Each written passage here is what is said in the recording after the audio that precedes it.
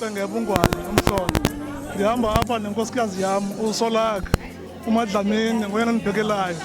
Okokuqala sicela leli thuba sibulele ku-White Media ngomsebenzi omhle ewenzayo kangaka apha eCentral City Mission yaseThekwini. Namhlanje ke sobhiyoza sizovuyisana nekhaya lakaGxamza.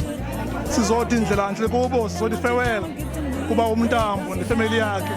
Siyabulela ngomsebenzi omhle ewenzileyo kule sekethe yalapha e704 Central City Mission yaseThekwini.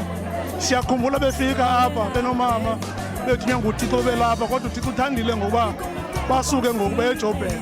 Sothi indlela ntle kubo ngenkosi, siyabulela kakhulu. Siyayazi phakathi kwemisebenzi emihle eyenzileyo, omnye ngalo msebenzi esithanda ukukhumbula thina sileli khaya lakwaKhendle kukundithi andamkele njengomshumayeli ogcweleyo kule sekethe yaseCentral nakwibandla lama-Methodist. Umsebenzi awenza kakhulu ethunywa nguThixo, umsebenzi omhle kakhulu. Ndiyathemba ke abantu abangumshumayeli wokuqala ukuncikiswa nguye umfundisi uGxamza. Sisithi